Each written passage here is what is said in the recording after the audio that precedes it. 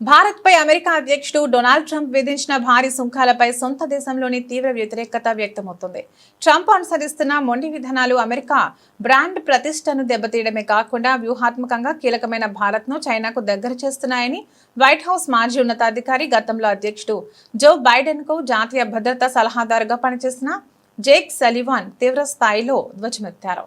Trump విధానాల వల్ల అంతర్జాతీయంగా అమెరికా పలుచనైపోతోందని ఆవేదన వ్యక్తం చేశారు. ఏడాది క్రితం లేని విధంగా ఇప్పుడు చాలా దేశాలు అమెరికా కంటే చైనాయే ప్రజాదరణ పొందుతోంది. అమెరికా బ్రాండ్ ప్రతిష్ట మంటగలిసిపోతుండగా చైనా మరింత బాధ్యతాయుతమైన దేశంగా కనిపిస్తోందని ఆయన వ్యాఖ్యానించారు. ట్రంప్ చర్యల వల్ల మిత్ర దేశాలు అమెరికాను నమ్మలేని ఓ పెద్ద ఆటంకంగా చూస్తున్నాయని, అందుకే అమెరికాపై ఆధారపడటాన్ని తగ్గించుకోవాలని భావిస్తున్నాయని ఆయన తెలిపారు. భారత్తో లోతైన స్థిరమైన సంబంధాలను నిర్మించుకోవడానికి తాము ప్రయత్నిస్తే ట్రంప్ మాత్రం ఆ దేశంపై భారీ వాణిజ్య యుద్ధం ప్రకటించారని సలివాన్ విమర్శించారు.